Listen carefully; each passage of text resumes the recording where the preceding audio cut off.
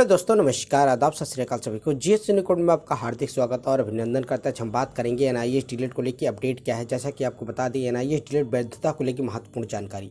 NIS शिक्षक भर्ती में शामिल, कहने का मतलब कहीं ना कहीं थोड़ी सी बड़ी अपडेट है, अच्छी अपडेट है एनआईएस डीलेट साथियों के लिए।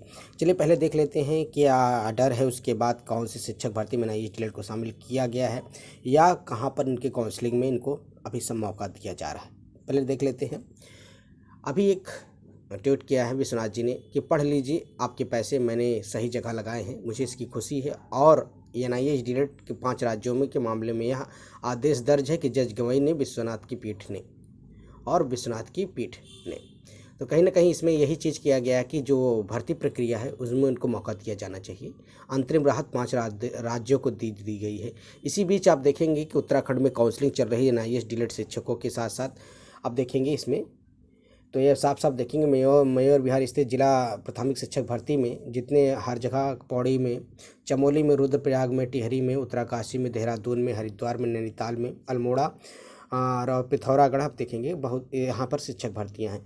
इसमें इतनी की काउंसलिंग हुई। इस काउंसलिंग में पहले आप देखेंगे जब जयवीर सिंह मामला आता है तो इसमें बीएड को शामिल करने से मना किया गया, लेकिन कहीं ना कहीं आप देखेंगे तो इसमें एनआईएस डीलेट को भी इस मौका दिया गया है। इसमें कहीं ना कहीं कुछ राज्यों में एनआईएस डीलेट के विद्यार्थियों की काउंसलिंग हुई है। तो कहीं ना कहीं आप देखेंगे इस शिक्षक भर्ती में अभी बहुत सारे पद खाली भी रह गए हैं, क्योंकि इसमें बीएड को जो पहले पीआरटी दी गई थी, भाई बीएड को प्राथमिक शिक्षक भर्ती में शामिल किया गया था, लेकिन सुप्रीम कोर्ट के जजमेंट के बाद आप देखेंगे कि इसमें प्राथमिक शिक्षक निदेशालय ने बताया कि काउंसलिंग होने की पुष्टि है। बताया गया कि बेसिक शिक्षा में 2906 पदों की जुलाई में काउंसलिंग प्रारंभ की गई थी। पहली और दूसरी काउंसलिंग के रिक्त पदों की संख्या 1500 थी।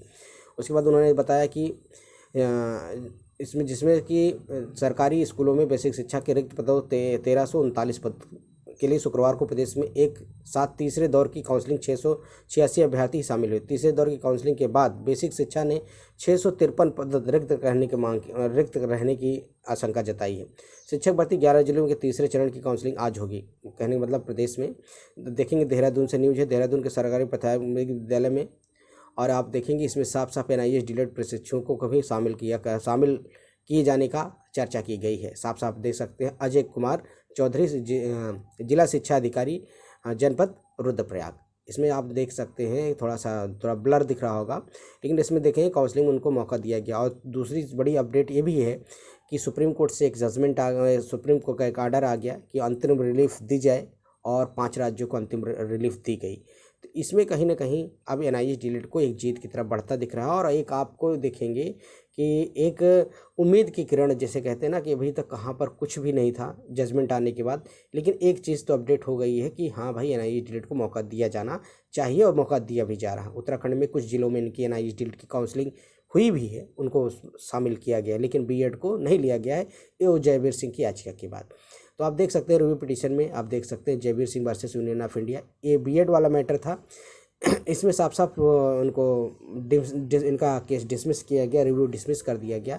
लेकिन आप एनआईएस डीलेट का देखेंगे तो उसका रिव्यू एक्सेप्ट किया गया। आप देख सकते हैं इसमें कई स्टेट को जो आईए गया था उस सब की सुनवाई होती है। और आप इसमें देखेंगे अंतरिम राहत देने का बात की गई है, और इसकी नेक्स्ट सुनवाई जो हेयरिंग होनी है इसकी भी डेट घोषित हो गई। तो कहीं ना कहीं एनआईएस डीलेट सभी साथियों के लिए बहुत अच्छी खबर भी है कि कम से कम इनको अंतरिम राहत देने का मौका मिला है, और जो ऑनगोइंग भर्ती प्रक्रिया है उसमें भी शामिल करने का आदेश दिया गया है। अंतरिम राहत के यही कहने का मतलब है कि जितने भी एनआईएस डीलेट के साथी हैं आप देखेंगे तो उत्तराखंड में उनकी काउंसलिंग हुई है, उनको भर्ती में शामिल किया गया। अब कहेगा सर हमारा नहीं, भाई देख कुछ जिलों में किया गया, हम कुछ जिलों की बात नहीं कर रहे हैं। आप देखेंगे तो इसकी पुष्टि विश्वनाथ सर ने भी की थी कि भाई कुछ जिलों में एनआईएस डीलेट की काउंसलिंग हो रही है। और दूसरी बात आप देखेंगे कि सुप्रीम कोर्ट से आर्डर अभी आ चुका है कि जितने राज्य उसमें आईए लेके गए थे उनको अंतरिम राहत देने की बात की गई। अब जो राज्य नहीं गए थे उनको मौका अभी नहीं दिया जाएगा, लेकिन जैसे बिहार टीआरई 4 आएगा तो उसमें टीआरई 4 में शामिल किया जाएगा। अब बात करेंगे टीआरई 3 के लिए, तो टीआरई 3 के लिए जितने लोग रिस्पॉन्डेंट या बने रहे होंगे जब सुप्रीम कोर्ट में, क्योंकि भाई अगर उस केस में जो आईए में जिसमें विश्वनाथ जी हैं, अगर उस केस में आप शामिल रहेंगे तो उनको भी अंतरिम राहत देने की बात की जाएगी। आप देख सकते हैं जैसे भी कोई जजमेंट और भी आएगा तो एनआईएस डीलेट के फेवर में आएगा। आप देख सकते हैं इसमें साफ साफ लिखा गया है, upon hearing today the court of following order the issue notice to their prayer the inter relief will be the miscellaneous application.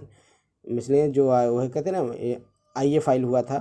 And आप देख सकते हैं additional to use mode of liberty granted in petitioner is service notice through the standing counsel of the respondent. और आप देख सकते हैं इसमें जो मेन उसमें एडवोकेट थे BS नायडू और मनदीप कालरा सर।